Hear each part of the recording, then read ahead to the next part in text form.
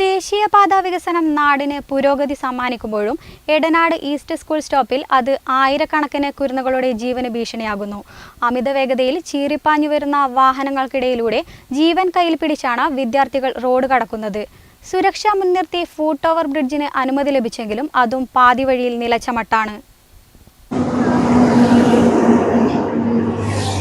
ഇന്ന് നിങ്ങൾക്ക് ചെറിയൊരു അശ്രദ്ധ കൊണ്ട് സംഭവിക്കാവുന്ന ഒരു വലിയ അപകടത്തിൻ്റെ കാഴ്ചയാണ് കാണിച്ചു തരാൻ പോകുന്നത്. ഇതാണ് എടനാട് ഈസ്റ്റ് സ്റ്റോപ്പ്.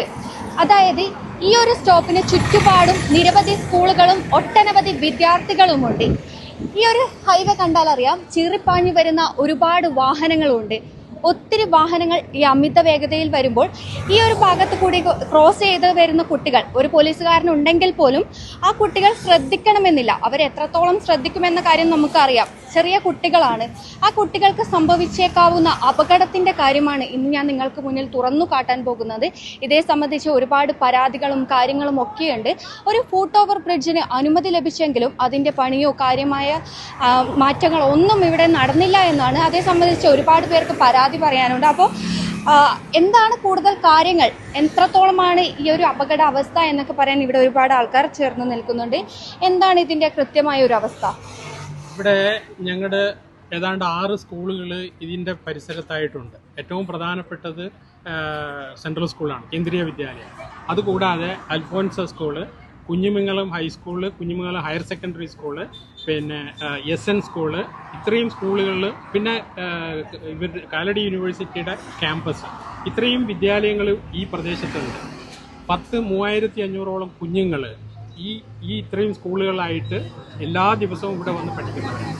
അപ്പം അതിൽ തന്നെ ഏതാണ്ട് 1500ഓളം കുഞ്ഞുങ്ങൾ ഈ 2 ഭാഗത്തായിട്ട് ഈ സ്റ്റോപ്പിൽ ഇറങ്ങിയിട്ട് ഈ പറഞ്ഞ സ്കൂളുകളിലൊക്കെ ദൈനംദിനം പോകുന്നതാണ്.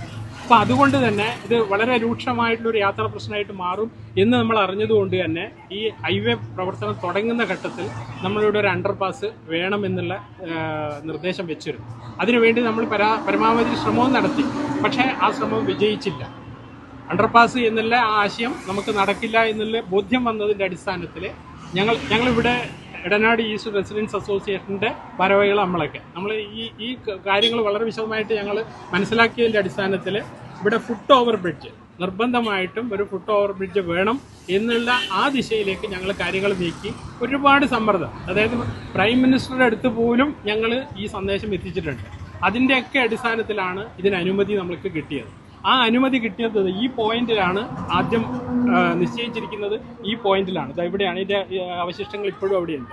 അത് പല കാരണങ്ങൾ പറഞ്ഞിട്ട് പല താല്പര്യങ്ങളുടെ പുറത്താണെന്നറിയും ഇത് മാറി ഇതാ ഇപ്പം ഏറ്റവും ഒടുവിൽ കാണുന്നത് ആ പ്രദേശത്താണ്.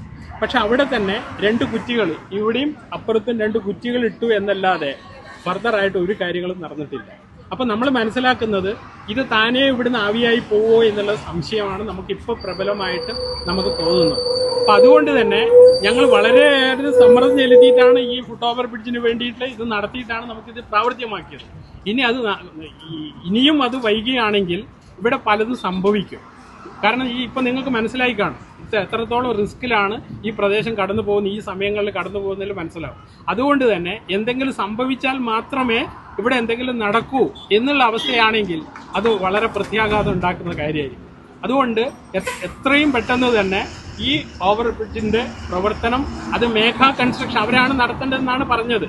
ഓരോ റീജിയനിലുള്ള ഇത്തരത്തിലുള്ള ഓവർ ബ്രിഡ്ജസ് അതായത് കമ്പനികളാണ് നടത്തേണ്ടതെന്നാണ് ഞങ്ങൾ മനസ്സിലാക്കുന്നത്.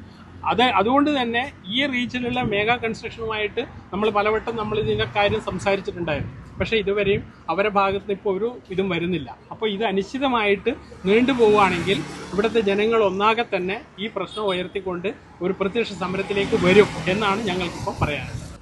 ദേശീയപാത വികസനം നാടിന് പുരോഗതി സമ്മാനിക്കുമ്പോഴും എടനാട് ഈസ്റ്റ് സ്കൂൾ സ്റ്റോപ്പിൽ അത് ആയിരക്കണക്കിന് കുരുന്നുകളുടെ ജീവനുമേൽ തൂങ്ങുന്ന വാളായി മാറുന്നു.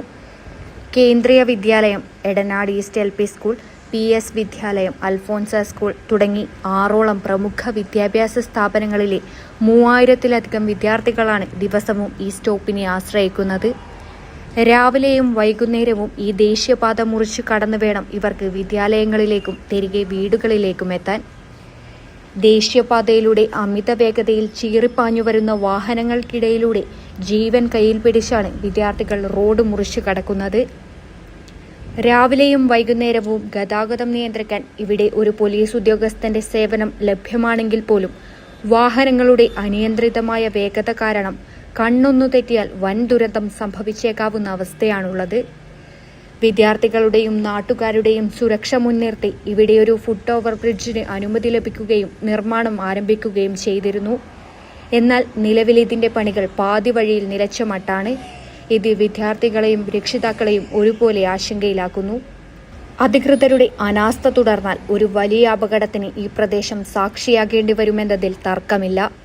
3000-ഓളം വരുന്ന വിദ്യാർത്ഥികളുടെയും പൊതുജനങ്ങളുടെയും ജീവന് സുരക്ഷ ഉറപ്പാക്കാൻ പാതി വഴിയിൽ നിലച്ച നടപ്പാലത്തിന്റെ നിർമ്മാണം അടിയന്തരമായി പുനരാരംഭിച്ച് യുദ്ധകാലാടിസ്ഥാനത്തിൽ പൂർത്തിയാക്കാൻ അധികാരികൾ തയ്യാറാകണം.